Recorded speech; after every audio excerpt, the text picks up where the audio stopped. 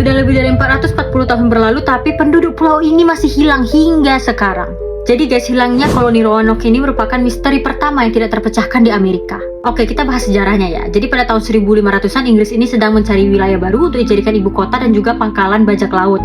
Jadilah Ratu Elizabeth I ini memerintahkan anak buahnya yang bernama Sir Walter Raleigh untuk menemukan lokasi, tapi dia nggak boleh ninggalin Inggris nih guys. Dia harus selalu bersama Ratu. Jadinya si Sir ini cuma bisa memerintahkan anak buahnya dari London.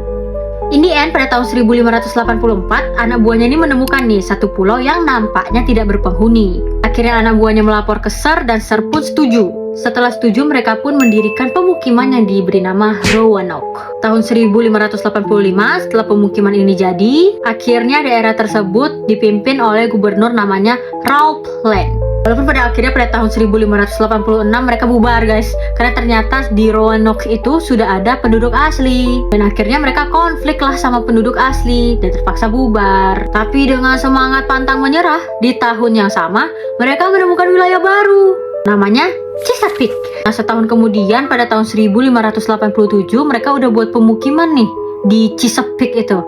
Pemukiman itu dikasih nama The City of Raleigh dengan gubernur adalah John White.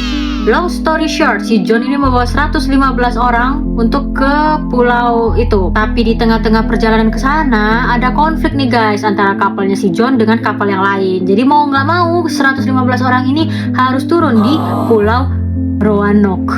Apa lupa aku namanya. Nah, karena udah terdampar di pulau Roanoke, mau nggak mau kan mereka harus survive ya untuk hidup. Akhirnya mereka buat pemukiman tuh di situ. Kehidupan yang mereka harapkan akan mudah karena pindah ke daerah baru tidak seperti yang dibayangkan guys. Suplai makanan susah, belum lagi konflik dengan penduduk asli. Akhirnya para warga ini mendesak si John untuk kembali ke Inggris meminta bantuan. Sebenarnya si John ini nggak mau karena dia kan ngeboyong keluarganya juga ya, anak, istri, cucu. Jadi dia harus ninggalin mereka dong.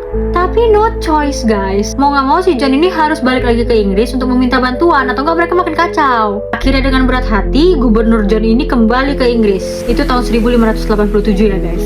Perjalanan ke Inggris kan memakan waktu 2 bulan ya. Ingat ya, ini tahun 1500-an. Bukan kayak tahun sekarang yang tinggal duduk manis, string sampai. Enggak, mereka harus naik kapal nih, balik ke Inggris. Sampai di Inggris, akhirnya si Gubernur John ini menceritakan lah kesusahan-kesusahan mereka di Pulau Roanoke ke Ratu Elizabeth I.